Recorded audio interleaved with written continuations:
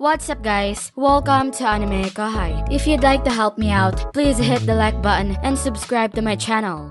He wasn't foolish enough to squander valuable time. Zonda merged with the wind and vanished. Ultima stood, biting her nails. Well, if my suspicions are right, should I consider fleeing? Ultima didn't want to, but she was resolved to do so if necessary. Rimuru-sama also trusted Dagruel but had his doubts. Rimuru appeared kind-hearted and somewhat naive, yet he was shrewd. Even Ultima, a king among demons, admired his strategic mind. Rimuru had once mentioned something offhandedly. It's interesting that you're asking Veldora for help even after explaining the enemy's intent. At the Walpurgis banquet, Dagruel had persistently asked Veldora for support. Michael was after Veldora's dragon factor. Despite knowing this, Dagruel still wanted Veldora instead of Ultima. Their familiarity made sense, but it was still curious. Familiarity was convincing, but it lingered in his mind. Ultima didn't think Rimuru was overthinking it. After hearing Rimuru's insights, she had contemplated Dagruel. Ultimately, she agreed with Rimuru that Dagruel's potential betrayal wasn't zero. Dagruel was born from the Mad King of the Giants, right? He went on a world-destroying spree, and was sealed by Veldonava-sama. She didn't know the specifics but could infer.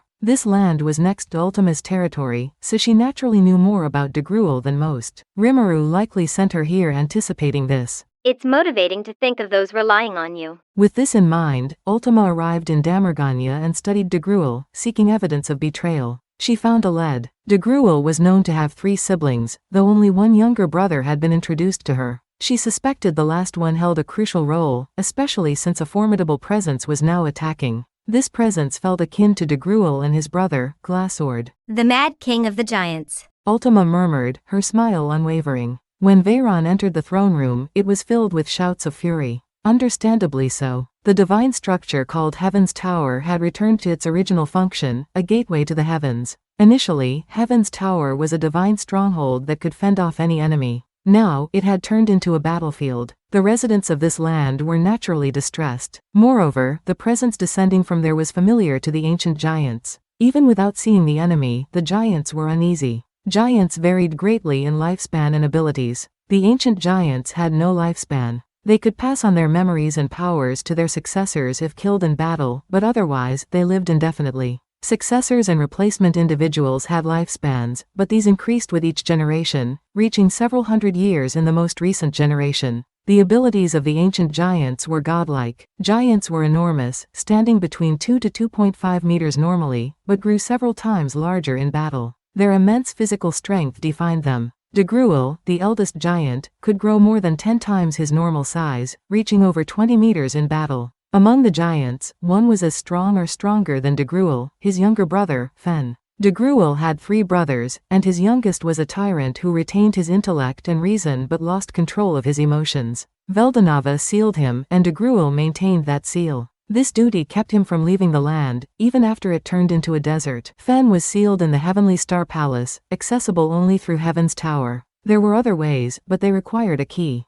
Only one person had this key, Veldonava's sister, Velzard. Dagruel knew this, so the current situation was not unexpected. Dagruel stared down from the upper floors of Heaven's Tower, thinking back to the recent Walpurgis meeting. The demon lords had been selfish yet oddly cooperative, each considering their opponents' positions while asserting themselves. Following the agreement, Demon Lord Rimuru's subordinates had been busy setting up the magic transfer circle until recently. Now that they had finished, just in time for the final battle, Dagruel was impressed by their hard work and threw a grand feast to thank them. Now, with only Ultima and her group remaining as guests, the magic transfer circle shone brightly at the lower floor's center. Though it looked like an art piece, its performance was remarkable. Officially, it allowed emergency travel, but its creator clearly had long-term plans. Despite being a temporary setup, Dagruel saw it as a significant achievement. It could move troops or even large numbers of merchants. Demon Lord Rimuru, an underestimated individual, used the magicules in the air to create such a complex device accessible to all. While its use was limited to the magicule supply, it was safer than crossing the magical desert. In this desolate land, they struggled to import enough food.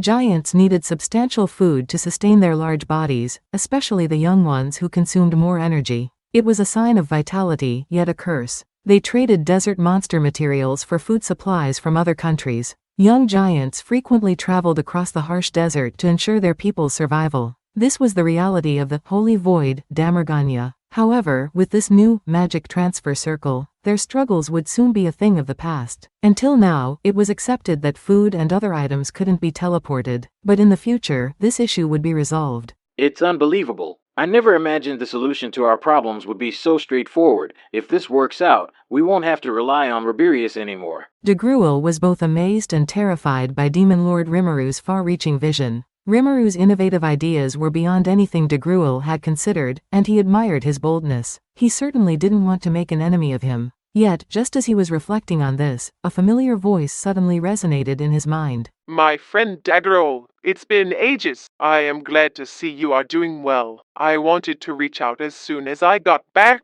but things have been hectic. I am pleased we can finally talk. Dagruel remained calm. He had anticipated this.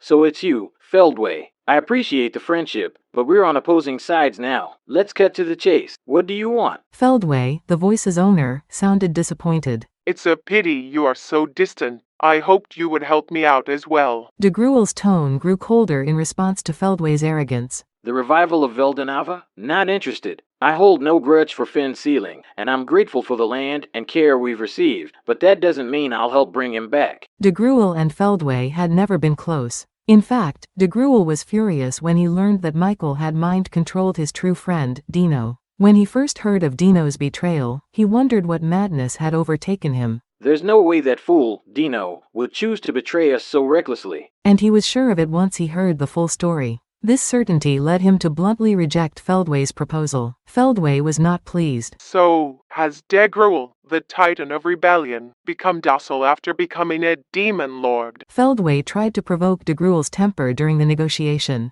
In ancient times, the vicious titans had challenged the Star King Dragon Veldanava and were sealed away. That included Dagruel and his two brothers. They were tyrants, spreading destruction across the earth. Dagruel's immense destructive power turned many lands into wastelands. They were known as the worst gods of destruction but quieted down after obeying Veldanava. Dagruel lived peacefully in his granted territory, guarding Heaven's Tower as his duty. This didn't mean he was naturally calm. Even now, with his powers sealed by Veldanava, his rage earned him the nickname Continent's Wrath. Feldway thought provoking him would be easy. However, sorry, things have changed. I'm hopeful for the future now. Thanks to Rimuru, I can't betray him. Dagruel easily rejected the offer. Realizing further negotiations were pointless, he added, The next time we meet will be on the battlefield. And ended the telepathic communication. It's beyond control. Dagruel muttered. That Feldway, I can't believe he unsealed Finn. Is it because I refused to help? Don't worry about it, brother. He's trapped by his obsessions. Sooner or later, this would have happened anyway. Veyron eyed the brother standing nonchalantly and voiced his annoyance. Hey, I can't just ignore that. Has Dagruel-sama been in contact with the enemy? This was an order from Lord Ultima. Veyron pressed the issue, determined to get answers without any excuses. However, Dagruel hadn't planned on hiding anything from the start. Relax. I'll admit you're strong, but you're still weaker than me. Dagruel replied calmly. His brother, Glassword, chimed in. Calm down, Veyer and Dono. It's true that my brother got an offer from Feldway, but he rejected it. That's why we're here now. Veyron nodded with a He was already aware of the situation when he raised his voice. Dagruel and his companions showed no signs of lying, and Veyron believed they were truthful. But why had they said something beneficial to the enemy during Walpurgis? Our great king was concerned about Dagruel-sama's actions. I need a clear explanation. Just as Veyron was about to ask more questions. Well, I get it. You wanted to ask Rimuru-sama for help, didn't you, uncle? At Walpurgis, you wanted to make a statement that would raise suspicion and show that you were involved with the enemy, right? Ultima, who had arrived late, posed this question to Dagruel. Or rather, it was more of an assertion. Hearing this, Dagruel grinned broadly and happily. Excellent, as expected of my old nemesis. I'm glad you're here instead of Carrera. This was Dagruel's genuine opinion. Carrera was too logical and might misinterpret his actions as betrayal, making it hard to resolve. Ultima, however, was a relief. She had been his longtime enemy, and he trusted her judgment. Smiling widely, Dagruel told Ultima she was right. By suggesting an involvement with Feldway, he hinted that he and the Holy Void might be targets. Like Dino, he didn't want to be unfairly labeled a traitor. Given that possibility, he felt it necessary to share his concerns, but phrasing it directly could lead to misunderstandings, so he left it as a hint.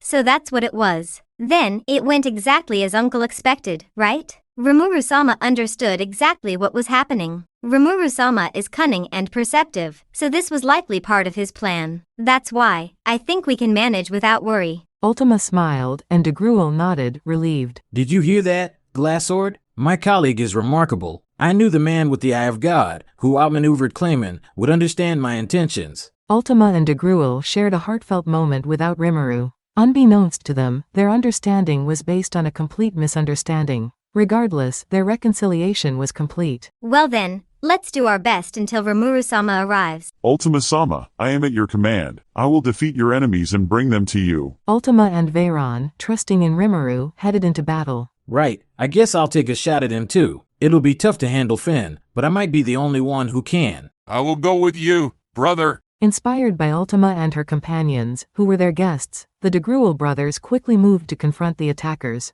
Milam and her group noticed the horizon. Oh, that's not good. Carrion was the first to speak as everyone else turned pale. The sky and land were swarming with countless insects, their ferocity and threat unimaginable. That's it for this video, guys. Thank you for always watching my videos and supporting my channel. A big thanks to the AnimeKouhai patrons who made this video possible.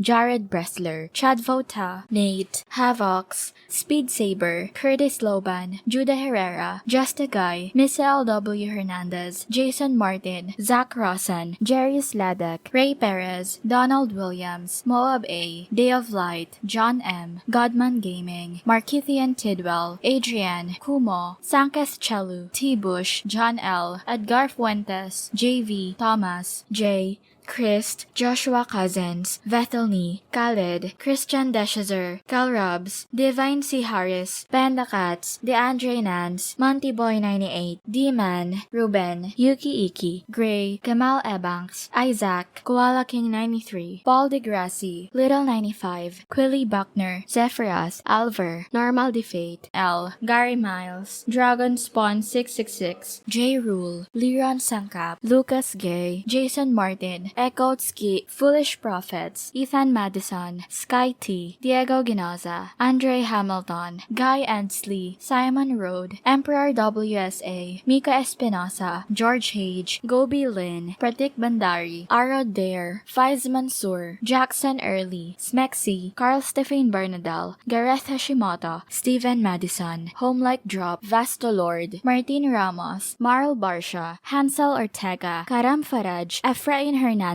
Luca Gaming WTF, William Locke, Jordan Mersha, Kamal Luke, Spencer Candila, Ian Sikibul, Potate, Thanakorn Lee Sawat, Lamar, KACP9R, Tony, The Harv, Mike Roch, Matthew Abraham, Drayden Yamauchi. Thank you so much for helping out. I'll see you guys in the next video.